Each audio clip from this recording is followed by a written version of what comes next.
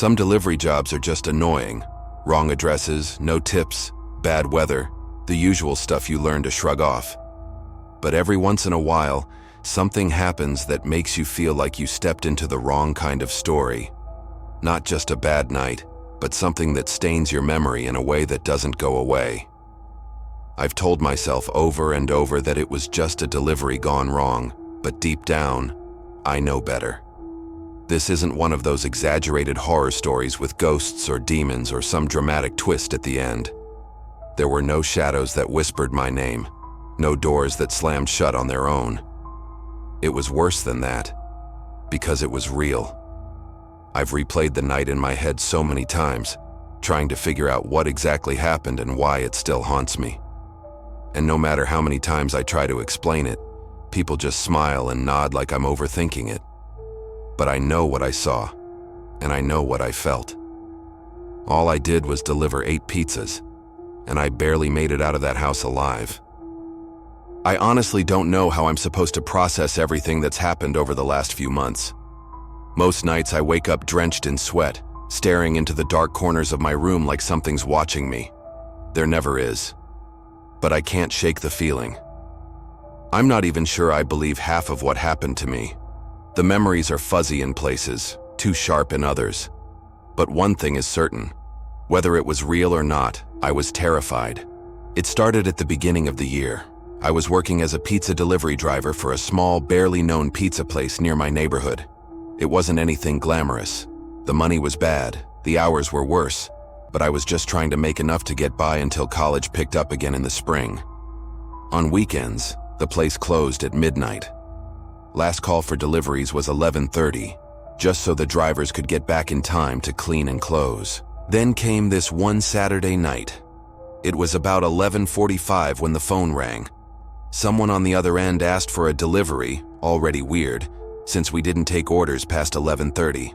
My boss was about to shut it down until the customer said they wanted 8 large pizzas. That changed everything. My boss, who was always more interested in quick money than rules, told the kitchen to fire them up. And of course he picked me to take the delivery.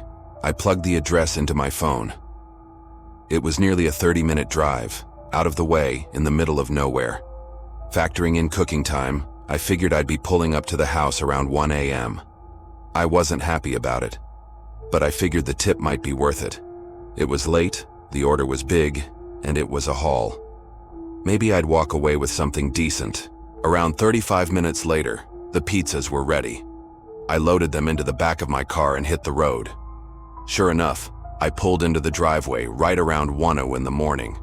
The house itself was massive, surprisingly nice for how far out it was. I parked for a second, just looking around. The first thing that stood out was the yard. No snow in my area, so grass doesn't die in the winter. But the grass here was wild. It looked like it hadn't been cut in months.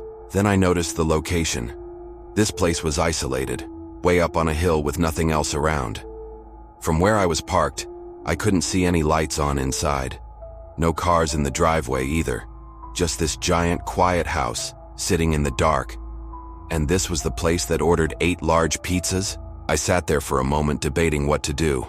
Eventually, I got out and walked toward the front door. The sidewalk was overgrown. Grass past my knees. It was everywhere. No one had taken care of this place in a long time. That much was clear. I stepped up to the porch, ready to just drop everything off and leave. That's when I saw the note. It was taped to the front door, just a single sheet of paper, printed in all caps. "Dear Pizza Guy, please come in, don't ring the doorbell." That was enough for me. The whole thing had felt off from the start, but this sealed it.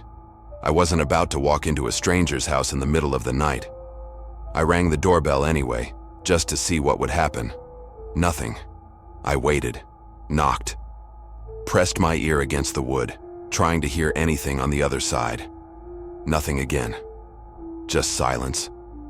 There I was, alone, holding 8 pizzas with no clue what to do next. I considered bailing, just getting in my car and leaving. But I knew my boss would flip if I came back with the food and no money. I stood there for a few more minutes, not moving, just thinking. I reached for the doorknob. But then I remembered something. A kid named Billy Holmes had gone missing a few weeks earlier. Middle of the day, broad daylight, not far from where this house was. That kind of thing never happened where I lived, so when it did, people paid attention. It was still fresh in my mind. That thought made me pull my hand away. I was about to turn around and head back to my car when I heard it. A voice from inside the house. "Come in." It was a woman's voice, distant, like she was calling from the far end of the house. I froze, knocked again. "Come in, please. I'm upstairs." Same voice, a little clearer this time. I let my guard down just a little. A woman ordering 8 pizzas by herself at 1 in the morning was strange, but not impossible. Maybe there was a party that had ended early or something. Still, the whole thing didn't sit right. I kept one hand near my keychain where I had a small canister of pepper spray, just in case. I slowly opened the door. The house was filthy, not just messy, abandoned level bad. Trash was piled up everywhere. It looked like no one had cleaned in months. The only lights on were in the entryway and upstairs at the top of a wide staircase. I set the pizzas on a table just a few feet inside, near a stack of unopened mail spilling onto the floor. Then I heard the voice again, this time from the top of the stairs. "I'll be down in a minute." Only now it didn't sound the same. Something was off. It was the same voice, but it wasn't. It sounded wrong. It was like someone pretending to be a woman, close, but not natural, like a bad impression. My gut turned cold. That was it. I was done. I left the pizzas on the table, ready to bolt if I had to. I turned to leave and was halfway out the door when something moved in the yard. From the corner of my eye, I saw it, a dark shape darting across the sidewalk into the tall grass. I stopped in my tracks. Just past the porch, about 20 yards out, something was crouching low in the grass. It was hard to see clearly, but what I did see made my stomach drop. It had a tiny head, way too small for its body, like the size of an infant's. But the rest of it looked like a full-grown adult male. I could just barely make out something behind it, like a thick tail, twitching slowly, like an animal watching prey. I didn't see eyes, but I could feel it staring at me. I backed into the house and locked the door behind me. Now I was stuck. Whoever was upstairs wasn't who they claimed to be, and something was outside, hiding in the grass. I reached for my phone, but it wasn't there. I'd left it in the car. I stood in the dark, breathing hard, trying not to panic. I had to find another way out. Fast. I turned away from the stairs and headed down a hallway, hoping to find a back door. The house was pitch black beyond the foyer. I moved carefully, feeling around with my hands, trying not to trip on the piles of garbage littering the floor. Every sound the house made felt amplified.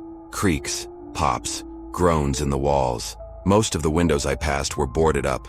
Every door I tried was locked. I stayed quiet. If something else was in the house with me, I didn't want to give myself away. I just kept moving, one slow step at a time. Eventually, I reached the end of the hallway. One door left. I turned the handle, and it gave with a loud metallic screech. I pushed it open slowly, praying it would lead outside. Then I heard something behind me, glass breaking.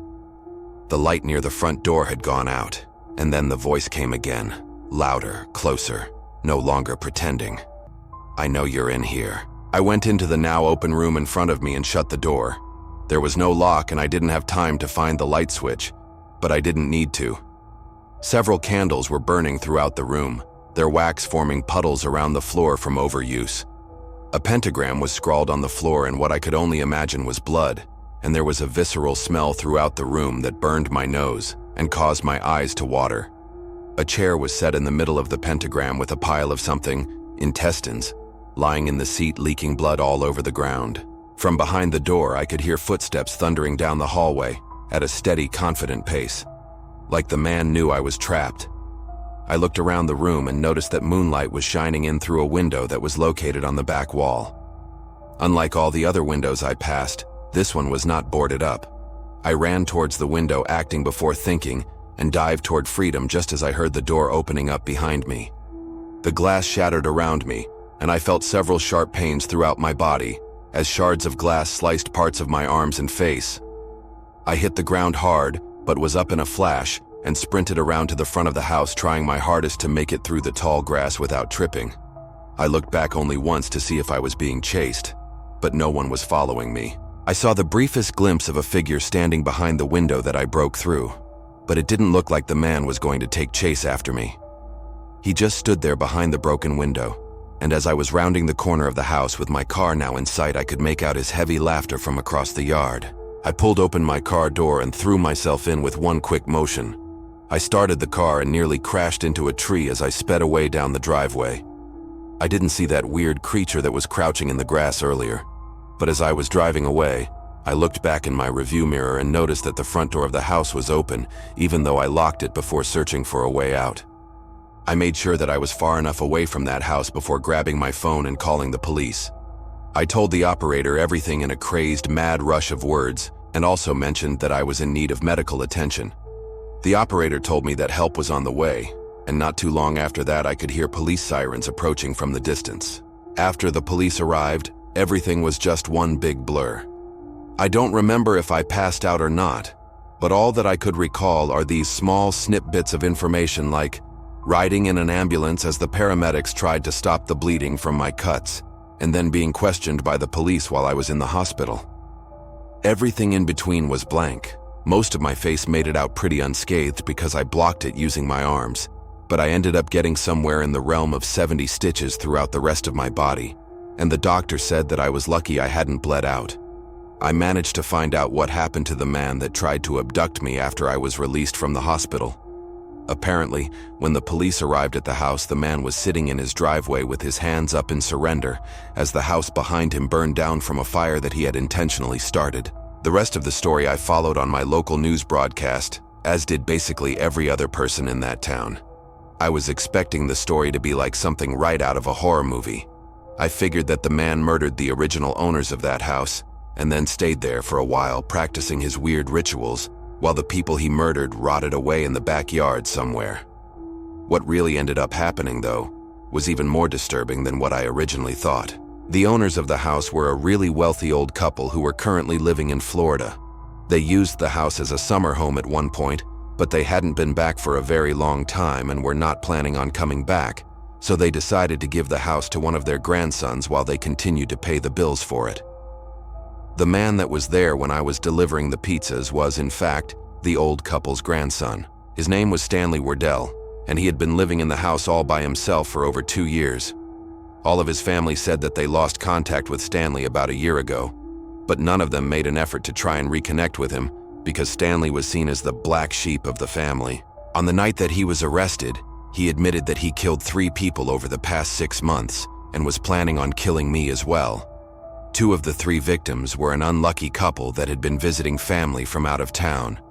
The other person was Billy Holmes, the little boy that I remembered had gone missing a few weeks earlier. During my statement to the police, I mentioned the creature that I saw hiding in the grass and also the pentagram that was drawn on the floor in the room with the window where I had escaped. But since Stanley burned his house down, nothing that I described was found. As for the creature with the small head and thick tail, the police said that I imagined it from the amount of shock that I was experiencing at the time. I wanted to believe them, but something inside me knew that they were wrong. And if all of this wasn't weird enough, the trial that took place after Stanley was arrested are when things really started to get disturbing. Even though Stanley admitted to killing the 3 people and was pleading guilty, he stood up in front of the courtroom the very first day of his prosecution and said that he was not the one that murdered those people, only that he was taking the blame for someone else. At first, the judge couldn't tell if Stanley was just trying to confuse the jury or if he really meant it. But either way, question after question was thrown at Stanley to try and figure out who this other person was. Stanley remained quiet though, only opening his mouth to tell the judge that he was never going to say who really did it and that they were never going to catch the real murderer. The judge was prepared to offer a shorter sentence if Stanley provided proof that someone else committed the murders, but he didn't budge. When asked why the other person wanted to kill those people, Stanley laughed at the judge dryly and said it was because IT was hungry. The judge put off all of this nonsense as Stanley's way of trying to scare the jury and sentenced him to serve 3 lifetime sentences with no hope of probation. That was the end of it for a while. Stanley's name left the paper, and the town started to recover from this horrible event, only to be thrown back into the chaos 3 weeks after the trial ended. Stanley Wardell was found dead inside his prison cell early one morning after he didn't come out for roll call. He had committed suicide by using a jagged piece of metal to cut his own throat open, but if you could believe it, that wasn't the weirdest part. A rumor had leaked out of the press a few days after the suicide, which stated that Stanley had written something on the walls of his jail cell in his own blood minutes before he died. From the source that I read, the words that Stanley had allegedly written were, "It will rise again," and the warning was accompanied by a crude drawing of some kind of creature whose features were not described. I looked through multiple stories hoping to find a description of the monster that Stanley drew, dreading the fact that it might be what I saw in the front yard that night, but I never found anything on it. I'm still too terrified to sleep, and I'm constantly looking over my shoulder, scared of what I might see every time I turn my head. I honestly do not know if I imagined seeing that creature in the front yard. I was under a lot of stress at the time, and fear can do crazy things to a person's brain. But I keep asking myself this: if the thing that I saw crouching in the grass that one night was not real, then why do I keep waking up in the middle of the night afraid? And if IT is real, then fear is the least of my worries. I